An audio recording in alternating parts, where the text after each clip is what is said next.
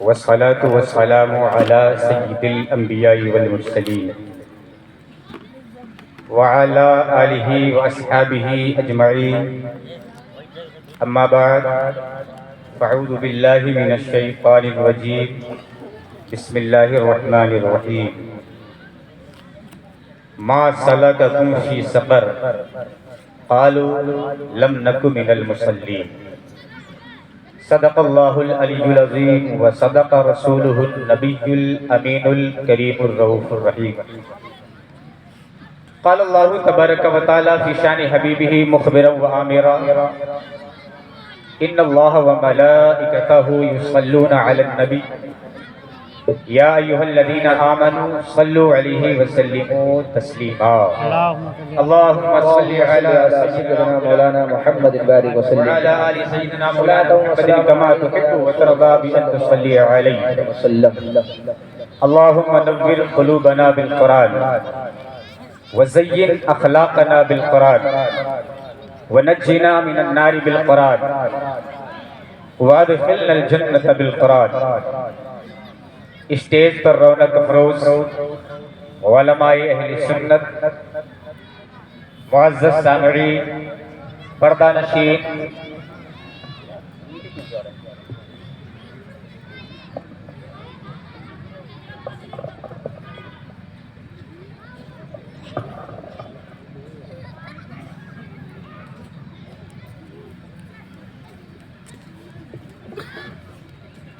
Stage پر رونق افروز علماء اہل سنت، معزز سامعین، پردہ نشین، خواتین اسلام، السلام علیکم ورحمۃ اللہ تعالی وبرکاتہ.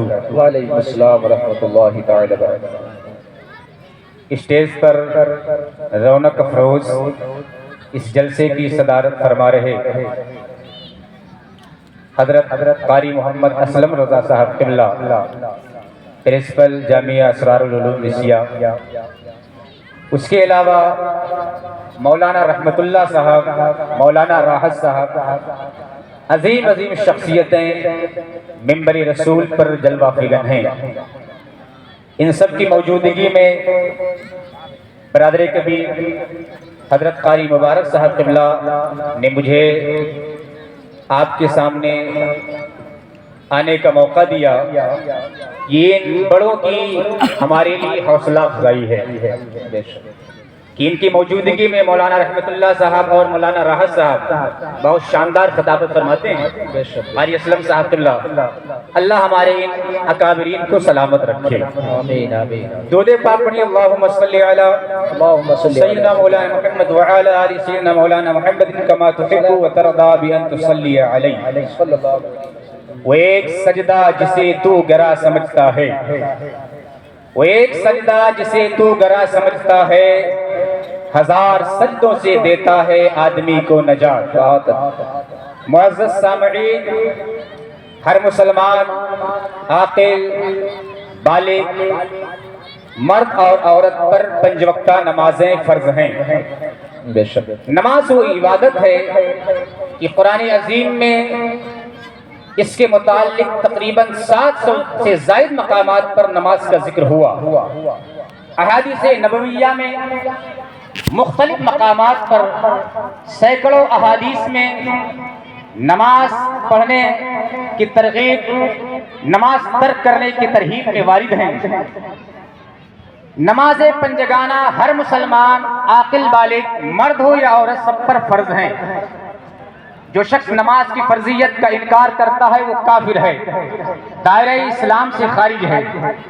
لیکن وہ شخص جو نماز کی فرضیت کا تو یقین رکھتا ہے، نماز کو فرض جانتا ہے، اللہ کا حکم جانتا ہے، لیکن سستی کی وجہ سے، کاہلی کی وجہ سے وہ نمازیں نہیں پڑھتا، اس کے بارے میں علماء کیا فرماتے ہیں سنیں. ایسا شخص جو سستی کی وجہ سے نماز نہیں پڑھتا ہے، نماز کو اللہ کا حکم سمجھتا ہے، اپنے اوپر فرض جانتا ہے، نماز کی اہانت بھی نہیں کرتا ہے، اس لیے کہ جو نماز کی فرضیت کا انکار کرے وہ بھی کافر ہے، نماز کی توہین کرنے والا بھی کافر ہے، نماز کی فرضیت کا یقین رکھتا ہے، نماز کی اہانت بھی نہیں کرتا ہے، لیکن سستی کی وجہ سے، کاہلی کی وجہ سے نماز نہیں پڑھتا ہے، اس کے بارے میں علماء فرماتے ہیں، امام احمد ابن حنبل جیسا عظیم مجتہد اور امام اسحاق ابن راہوی فرماتے ہیں کہ ایسا شخص کافر ہے، ایسا شخص مسلمان نہیں ہے، اور امام شافعی، امام مالک فرماتے ہیں ایسے شخص کو قتل کیا جائے اور بطور حد قتل کیا جائے۔ اللہ اکبر۔ جو شخص نماز سے سستی کی وجہ سے نہیں پڑھتا ہے، کاہلی کی وجہ سے نہیں نماز پڑھتا ہے، لیکن میرے امام الائمہ کاشف الغمہ امام اعظم ابو حنیفہ رحمت اللہ تعالی علیہ فرماتے ہیں کہ نماز سستی کی وجہ سے جو نہیں پڑھتا ہے وہ کافر نہیں ہے، گناہ کا کام ضرور کرتا ہے، لیکن جن احادیث میں یہ آیا من ترک الصلاۃ متعمدا فقد کفر جہارا، مطلب یہ ہے کہ وہ کافروں والا کام کرتا ہے، کافر نہیں ہے، لیکن ایسا نہیں ہے کہ بے نمازی کو ایسے ہی چھوڑ دیا جائے گا، بلکہ میرے امام فرماتے ہیں اس پر تعزیر واجب ہوگی۔ علماء تشریف رکھتے ہیں، میرے امام فرماتے ہیں کہ اس پر تعزیر ہوگی، یعنی بادشاہ وقت جو چاہے گا فیصلہ کرے گا۔ اس کے بارے میں میرے امام فرماتے ہیں جو نماز سستی کی وجہ سے نہیں پڑھتا اسے قید خانے میں ڈال دیا جائے، جیل میں ڈال دیا جائے، توبہ کر لے نماز کا پابند ہو جائے تو جیل سے رہا کر دیا جائے گا، ورنہ اسے جیل میں یوں ہی سڑنے دیا جائے گا۔ ذرا تصور تو کرو، ذرا سوچو تو یہ کس کا حکم علماء بیان کر رہے ہیں؟ وہ نہیں جو نماز کو نہیں مانتا، نماز کی اہانت کرتا ہے، نہیں، بلکہ جو سستی کی وجہ سے نماز نہیں پڑھتا ہے۔ ہماری اور آپ کے بارے میں علماء فرماتے ہیں ایسے شخص کے بارے میں میرے غوث اعظم فرماتے ہیں کہ بے نمازی سے خنزیر بھی پناہ مانگتا ہے۔ اللہ، بے نمازی سے خنزیر بھی پناہ مانگتا ہے۔ اور شیخ سعدی شیرازی فرماتے ہیں کہ بے نمازی کو قرض نہ دو، اس لیے کہ جو اللہ کا قرض ادا نہیں کرتا ہے وہ تمہارا قرض کیا ادا کرے گا۔ میں بڑی تیزی کے ساتھ اپنے موضوع کی طرف بڑھ رہا ہوں، بڑی جلدی تمام کروں گا، آپ توجہ سے چند منٹ سماعت کریے۔ علماء فرماتے ہیں بے نمازی کے بارے میں آج ہمارے معاشرے کا حال کیا ہے؟ آراس پر حاضری ہم ضروری سمجھتے ہیں، چادریں چڑھانا ہم ضروری سمجھتے ہیں، لیکن نماز جو ہماری تخلیق کا مقصد ہے اس سے ہم ایک دم غافل ہیں۔ اللہ فرماتا ہے افحسبتم انما خلقناکم عبثا وانکم الینا لا ترجعون، کیا تم نے یہ سمجھ رکھا ہے کہ ہم نے تمہیں بے مقصد پیدا کر دیا ہے، تمہاری تخلیق کا کوئی مقصد نہیں ہے؟ نہیں، ہماری تخلیق کا مقصد ہے، اللہ نے ہمیں جو بنایا ہے اس کا ایک مقصد ہے۔ ہم قرآن ہی سے پوچھ لیتے ہیں مولا تو ہی بتا دے ہماری تخلیق کا مقصد کیا ہے۔ مولا فرماتا ہے وما خلقت الجن والانس الا لیعبدون، کہ میں نے انسان اور اجنہ کو صرف اور صرف اپنی عبادت کے لیے پیدا کیا ہے، یہ ہماری تخلیق کا مقصد ہے۔ لیکن آج ہم تو چادر اور گاگر میں کھو گئے، آج ہم تو اپنے مقصد اصلی سے ہٹ گئے، نظر نہیں آتا۔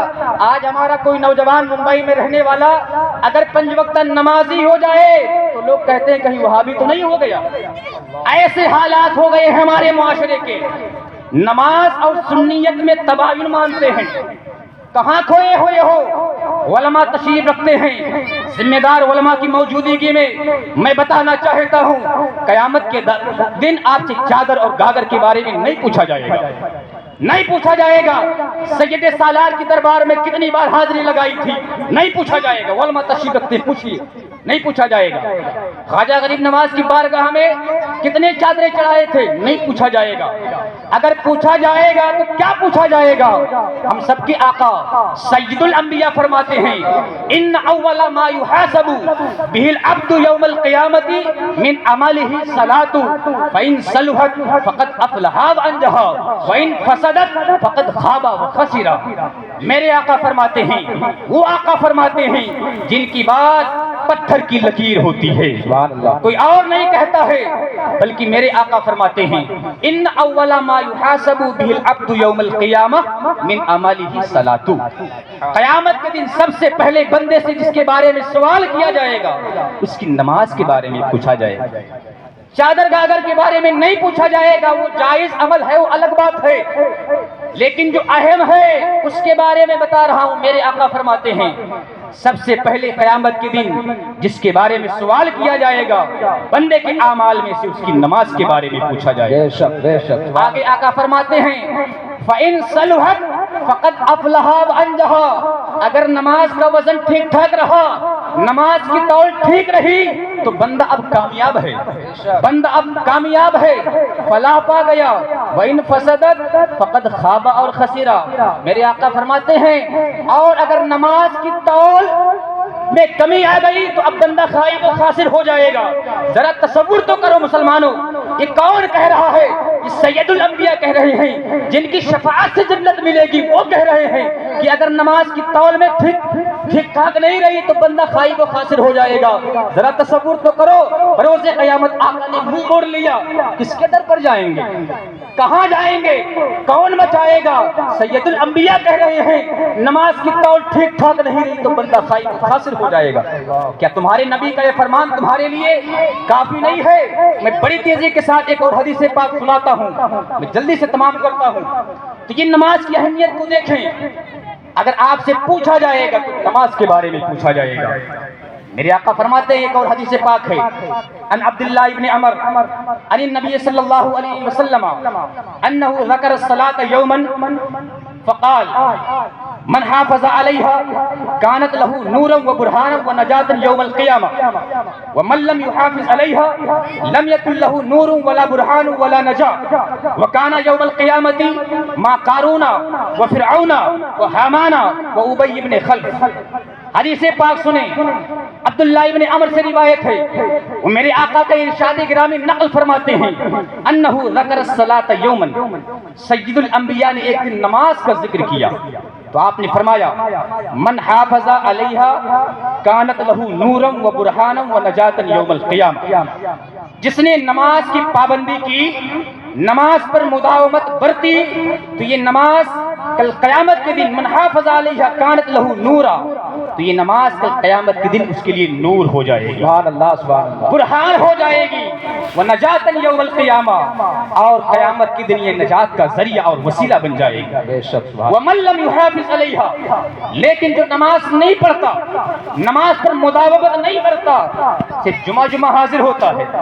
کچھ تو ایسے ہی ہیں کہ کئی جمعہ گزر جاتا ہے انہیں سجدے کی توفیق نہیں ہوتی ہے۔ اللہ کے رسول فرماتے ہیں من لم یحافظ علیہا، جس نے نماز کی محافظت نہیں کی، نماز پر مداومت نہیں برتی، لم یکن لہ نور ولا برہان ولا نجاۃ، اس کے لیے قیامت کے دن نہ تو نور ہے، نہ برہان ہے، نہ نجات ہے۔ اور آخری جملہ جو میں آپ کو سنانا چاہتا ہوں، میرے آقا فرماتے ہیں وَكَانَ يَوْمَ الْقِيَامَةِ مَا قَارُونَ وَفِرْعَوْنَ وَهَامَانَ وَأُبَيِّ بْنِ خَلْف، قیامت کے دن یہ بندہ کس کے ساتھ ہوگا جو نماز پابندی سے نہیں پڑھتا؟ میرے آقا فرماتے ہیں کانا یوم القیامتی ما قارون وفرعون وحامان وابی بن خلف، یہ بندہ کل قیامت کے دن قارون کے ساتھ ہوگا، فرعون کے ساتھ ہوگا، حامان کے ساتھ ہوگا، ابی بن خلف کے ساتھ ہوگا۔ ذرا تصور تو کرو اللہ کے کتنے بڑے دشمن ہیں یہ۔ فرعون تو وہ ہے جس نے کہا تھا انا ربکم الاعلی، خدائی کا دعویٰ کرنے والے، خدا کا مقابلہ کرنے والے، خدا کی برابری کا دعویٰ کرنے والے دشمنان خدا کا ذکر ہے۔ میرے آقا فرماتے ہیں جو نماز پابندی سے نہیں پڑھتا کل قیامت کے دن دشمنان خدا کے صف میں اسے کھڑا کر دیا جائے گا۔ اللہ اکبر، ذرا تصور تو کریں جس صف میں دشمنان خدا کھڑے ہوں گے، اللہ کی لعنت ان کے چہروں پر برس رہی ہوگی، بے نمازی کو اسی صف میں کھڑا کر دیا جائے گا۔ ہم تو چاہتے ہیں کہ کل قیامت کے دن اٹھیں صدیق اکبر کے ساتھ اٹھیں، تمنا یہ ہے، ہم تو یہ چاہتے ہیں کہ ہمارا حشر فاروق اعظم کے ساتھ، سبحان اللہ، ہم تو یہ چاہتے ہیں عثمان ذوالنورین کے ساتھ اٹھیں، مولا کائنات کے قدموں میں اٹھیں، حسنین کریمین کے ساتھ ہمارا حشر ہو۔ ہم چاہتے ہیں کہ جب قیامت کے دن چلے امام احمد رضا آگے آئے، ہم غلام پیچھے پیچھے ہوں، تاج الشریعہ کا دامن پکڑ کے چل رہے ہوں، لیکن کیسے؟ نمازیں چھوڑ کر کے نہیں، نماز پڑھو گے تو یہ ممکن ہے، نمازیں چھوڑو گے قارون کے ساتھ، فرعون کے ساتھ، حامان کے ساتھ، ابی بن خلف کے ساتھ کھڑا ہونا پڑے گا۔ آپ بتائیے انصافی کے ساتھ، 2 منٹ میں گفتگو تمام کرتا ہوں، آپ کیا چاہتے ہیں؟ صدیقین، شہداء، صالحین کے سب میں کھڑے ہونا کہ ان دشمنان خدا کے ساتھ کھڑے ہونا. بتائیں کس کے صف میں جانا چاہتے ہیں؟ کوئی مسلمان نہیں پسند کرے گا کہ ہم ان دشمنان خدا کی صف میں کھڑے ہوں. ہر یہی چاہے گا صدیق اکبر کے ساتھ ہمارا حشر ہو اور فاروق اعظم کے ساتھ حشر ہو. اگر چاہتے ہو اچھوں کے ساتھ حشر ہو تو نماز کی پابندی کرو، نماز پر مداومت برتو.